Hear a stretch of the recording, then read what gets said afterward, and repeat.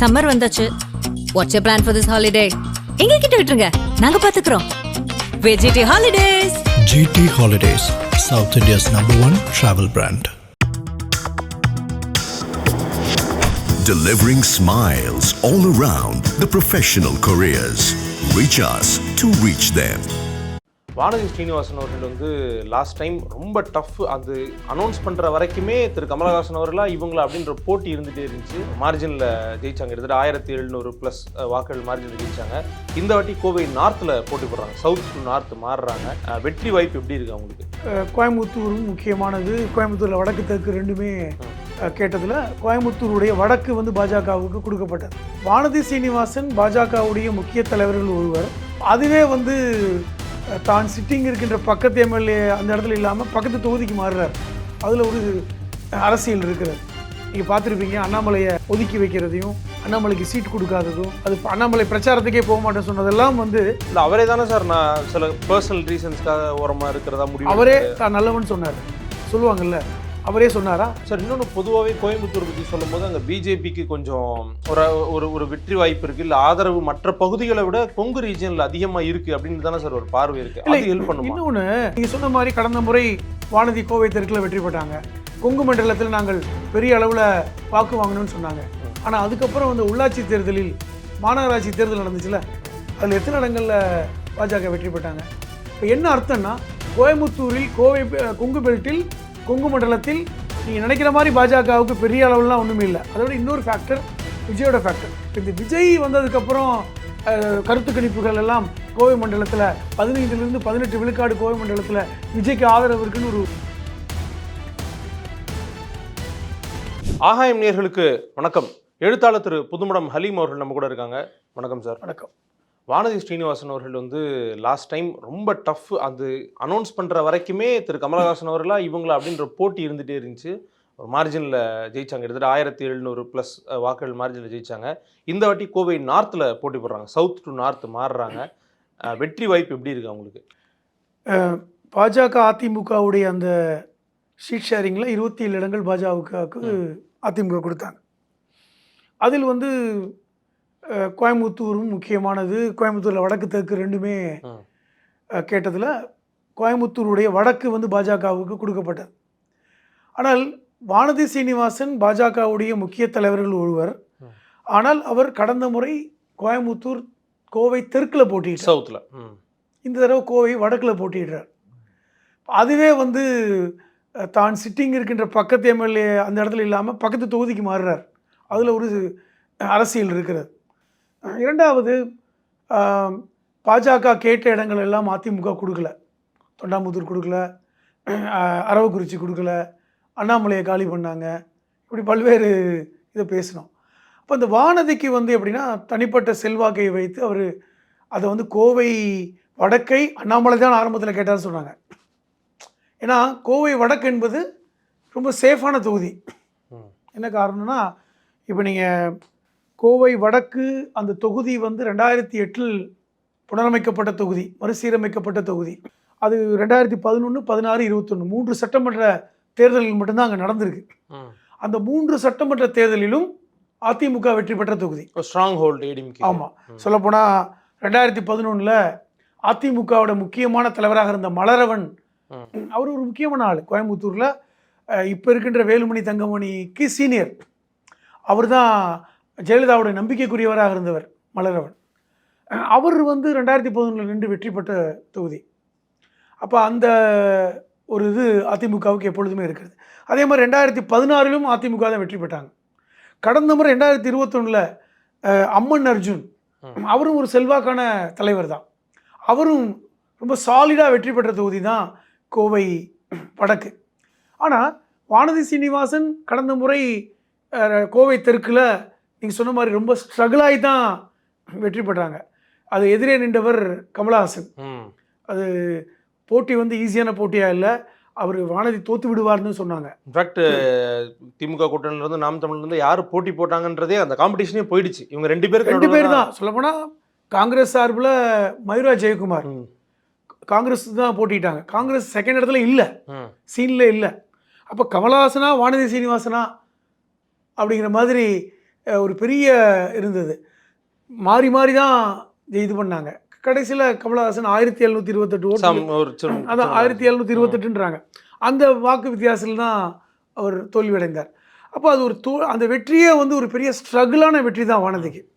இன்னொன்று, மீண்டும் அதே இடத்துல நிற்பதற்கு வானதி தவிர்ப்பதற்கு என்ன காரணம்னா, இப்போ கமலஹாசன் வந்து யார் பக்கம் நிற்கிறாருன்னு தெரியும். இப்போ கமலஹாசன் நின்றதுனால அது ஒரு ஸ்டார் இதாக இருந்தது.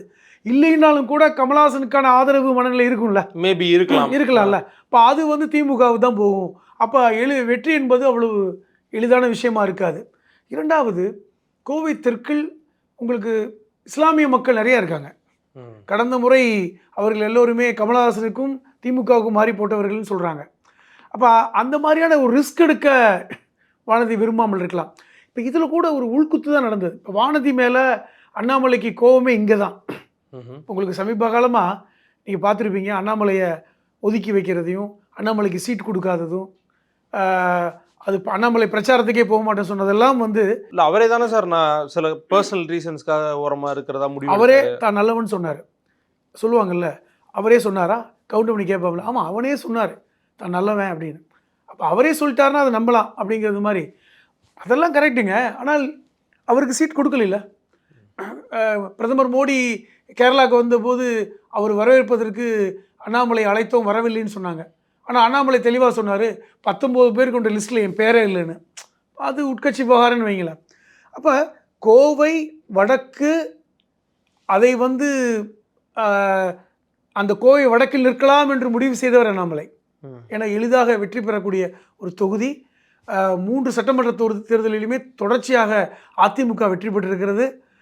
அப்போ அதிமுக கூட்டணியில் இருக்கின்ற பாஜகவுக்கு ஒரு சாலிடாக வெற்றியை கொடுக்கக்கூடிய தொகுதி தான். இன்றைக்கும் 27 இடங்கள் பாஜகவிற்கு அதிமுக கொடுத்த இடங்களில், அதாவது எளிதாக வெற்றி பெறக்கூடிய தொகுதினா அதில் ஒன்று கோவை தெற்கு, கோவை வடக்கு. அப்போ அதை வானதி வந்து அண்ணாமலையிலிருந்து தட்டி பறிச்சிட்டாங்க அப்படிங்கிறது முக்கியமானது. இப்போ இன்றைக்கி வந்து இப்போ அதனால தான் நான் வந்து எனக்கு கோவை வடக்கு கொடுக்காதனால நான் போட்டியிடலை அப்படின்னு அண்ணாமலை முடிவு பண்ணது. இன்னொரு கேள்வி இருக்குது. அப்போ ஏற்கனவே அங்கே வெற்றி பெற்ற அம்மன் அர்ஜுன், அவரை போய் இப்போ கோவை தெற்கில் போட்டியிட வைக்கிறாங்க. இப்போ வந்து நீ இப்போ பார்த்தீங்கன்னா, கோவை வடக்கில் செல்வாக்காக இருந்தவர் அம்மன் அர்ஜுன், அதிமுகவில் 2021 சட்டமன்ற சிட்டிங் எம்எல்ஏ. அவரை நீங்கள் கோவை தெற்குக்கு போயிருங்க அப்படின்னு உள் பாலிடிக்ஸ் பண்ணார். அதாவது வானதி சீனிவாசன் அம்மன் அர்ஜுனிடம் வந்து தனிப்பட்ட முறையில் வந்து ஒரு டீலை பேசிட்டு, நீங்கள் அங்கே போயிடுங்கண்ணே, நான் இங்கே போட்டிட்டு இருக்கிறேன், உங்களுக்கு செல்வாக்கு நிறையா, நீங்கள் கோவை தெற்கில் பார்த்துக்குங்க, நான் கோவை வடக்குக்கு வந்துக்கிறேன்னு சொன்னதாகவும், இந்த அண்டர்ஸ்டாண்டிங்கில் தான் வந்து கோவை தெற்கத்தான் வந்து பாஜகவுக்கு கொடுக்க எடப்பாடி நினைத்ததாகவும், அம்மன் அர்ஜுனே நான் அங்கே போட்டிடுறேன்னு சொல்லும்பொழுது சரி பரவாயில்ல இன்டர்சேஞ்ச் பண்ணிக்கிட்டாங்க. அவங்களுக்குள்ள ஒரு அண்டர்ஸ்டாண்டிங்கில் மாற்றிக்கிட்டதாகவும் சொல்கிறாங்க. அதனால் வந்து இந்த போட்டி என்பது எனக்கு தெரிந்து வந்து திமுக அதிமுக ரெண்டுமே வந்து பலமாக இருக்கின்ற தொகுதி தான் கோவை வடக்கு. கோவை வந்து பொறுத்தவரை ரெண்டுமே பலமாக இருக்குது. ஆனால் 3 முறை தொடர்ச்சியாக அதிமுக வெற்றி பெற்றிருக்கு. அப்படிங்கும் பொழுது ஒரு வானதிக்கு ஒரு எட்ஜ் இருக்குது, அதை நம்ம மறுப்பதற்கு இல்லை சார். இன்னொன்று பொதுவாகவே கோயம்புத்தூர் பற்றி சொல்லும் போது அங்கே பிஜேபிக்கு கொஞ்சம் ஒரு வெற்றி வாய்ப்பு இருக்குது, இல்லை ஆதரவு மற்ற பகுதிகளை விட கொங்கு ரீஜனில் அதிகமாக இருக்குது அப்படின்னு தானே சார் ஒரு பார்வை இருக்குது. அது ஹெல்ப் பண்ணும். இன்னொன்று, நீங்கள் சொன்ன மாதிரி கடந்த முறை வானதி கோவை தெற்கில் வெற்றி பெற்றாங்க. கொங்கு மண்டலத்தில் நாங்கள் பெரிய அளவில் வாக்கு வாங்கணும்னு சொன்னாங்க. ஆனால் அதுக்கப்புறம் வந்து உள்ளாட்சி தேர்தலில் மாநகராட்சி தேர்தல் நடந்துச்சுல, அதில் எத்தனை இடங்களில் பாஜக வெற்றி பெற்றாங்க? பெரிய அளவில் வெற்றி பெறலை. 3-4 இடங்கள் வெற்றி பெற்றாங்க கவுன்சிலராக. அப்போ அங்கேயே வந்து திமுக வந்து பெரிய அளவில் வெற்றி பெற்றாங்க. அதாவது சட்டமன்ற தேர்தல் சமயங்களில் எங்களுக்கு செல்வாக்கு இருக்கிறது மாதிரியான ஒரு சூழல் இருந்தது. ஆனால் சட்டமன்ற தேர்தலில் வெற்றி பெற்று திமுக ஆட்சி அமைச்சதுக்கப்புறம் நடந்த உள்ளாட்சி தேர்தலில், குறிப்பாக இந்த மாநகராட்சி தேர்தலில் பாஜக வந்து பெரிய தோல்வி அடைஞ்சுதாங்க. அப்போ வந்து மக்கள் வந்து அந்த மனமாற்றம் எப்படி ஏற்பட்டது அப்படிங்கிற பெரிய நம்ம விவாதமே நடத்தினோமே. அப்போ என்னதான் கோவை மண்டலத்தில் வந்து நீங்கள் பாஜக காலூன்றி விட்டது என்று சொன்னால், அப்போ அந்த உள்ளாட்சி தேர்தலில் எப்படி வந்து பாஜக தோற்று போனாங்க அப்படிங்கிற கேள்வியை எல்லாருமே கேட்டோம். இப்பொழுது ஏன் வந்து அப்போ நான் வந்து கோவை மண்டலத்தில் பெரிய அளவில் வளர்ச்சி அடைஞ்சிட்டேன்னு சொன்னால், வானதி சீனிவாசன் கோவை தெற்குலையில் போட்டிகிட்டு இருக்கணும். சிட்டிங் எம்எல்ஏ 5 வருஷம் நான் வந்து சர்வீஸ் பண்ணியிருக்கேன். கோவை தெற்கில் வந்து மிகப்பெரிய அளவில் அந்த ஒவ்வொரு மக்களை எனக்கு தெரியும். ஒவ்வொரு தெருக்களிலும் நான் உள்ளே போய் பிரச்சனையை பார்த்துருக்கேன். இந்த என்னுடைய தொகுதிக்கு வந்து அரசு ஒன்றும் செய்யலை, நான் மக்களுக்காக போராடுறேன், நான் மீண்டும் வெற்றி பெற்று இந்த விஷயத்தை எங்களுடைய ஆட்சி மாற்றத்தில் நாங்கள் பல்வேறு விஷயங்களை செய்வோம், குறிப்பாக கோவைக்கு மெட்ரோ கொண்டு வரதுக்கு என்னுடைய கோவை தெற்கு வெற்றி முக்கியமாக இருக்குன்னுலாம் பேசுனாங்கல்ல. அப்போ அதை இன்றைக்கி ஏன் வந்து நான் தோற்று போயிடுவேங்கிற பயத்தோட கோவை வடக்குக்கு போகிறாங்க? இப்போ என்ன அர்த்தம்னா, கோயம்புத்தூரில் கோவை கொங்கு பெல்ட்டில் கொங்கு மண்டலத்தில் நீங்கள் நினைக்கிற மாதிரி பாஜகவுக்கு பெரிய அளவுலாம் ஒன்றுமே இல்லை. அதோட இன்னொரு ஃபேக்டர் விஜயோட ஃபேக்டர். இப்போ இந்த விஜய் வந்ததுக்கப்புறம் கருத்து கணிப்புகள் எல்லாம் கோவை மண்டலத்தில் 15 to 18 விழுக்காடு கோவை மண்டலத்தில் விஜய்க்கு ஆதரவு இருக்குன்னு ஒரு ப்ரொஜெக்ட் பண்ணி காமிக்கிறாங்க. இப்போ இது யார் ஓட்ட பிரிக்கும்? முக்கியமாக நாம் தமிழர் கிடைக்கின்ற 6 விழுக்காடு கிடைக்குங்கிறாங்க கோவை மண்டலத்தில். அப்போ இந்த 16 விழுக்காடு விஜய்க்குடைய ஃபேக்டர் அதிமுக வாக்குகளை சிதறடிக்குமா, திமுக வாக்குகளை சிதறடிக்குமா? இந்த ரிஸ்க் எடுக்க வேணான்னு தான் இப்போ அவங்க வந்து மாறுறாங்க. ஏன்னா கோவை தெற்கு என்பது ஏற்கனவே அவர்கள் கஷ்டப்பட்டு ஜெயிச்ச இடம். கமலஹாசன் ஃபேக்டருக்கு போட்டி போட்டே அவங்க வந்து கஷ்டப்பட்டாலும் இப்போ கமலஹாசனே வந்து திமுகவோட கூட்டணி. அப்போ வானதிக்கு வந்து கோவை தெற்கில் போட்டிக்கிட்டால் பெரிய தோல்வி தான் கிடைக்கும்னாங்க. பயந்து போய் கோவை வடக்கு வந்திருக்காங்க. இன்றைக்கி அம்மன் அர்ஜுன் வந்து தியாகம் பண்ணியிருக்கார் வானதிக்காக. அதனால் என்ன அண்டர்ஸ்டாண்டிங் நமக்கு தெரியாது. மொத்தத்தில் தான் வெற்றி பெறணும், அதுக்கு வந்து பிரச்சனை இல்லை, இத்தனை 27 பேர் வெற்றி பெறாங்களே இல்லையோ, வானதி சீனிவாசன் வெற்றி பெறணுங்கிற அந்த காய் நகரத்தில் வானதி சீனிவாசன் வெற்றி பெற்றிருக்கிறார். அப்படிதான் நம்ம பார்க்கணும். உங்களுடைய கருத்துக்கும் நேரத்துக்கும் நன்றி சார். சம்மர் வந்தாச்சு. What's your plan for this holiday? எங்க கிட்ட விட்டுருங்க, நாங்க பாத்துக்கிறோம். VGT Holidays. GT Holidays, South India's #1 travel brand. Delivering smiles all around, the professional couriers. Reach us to reach them.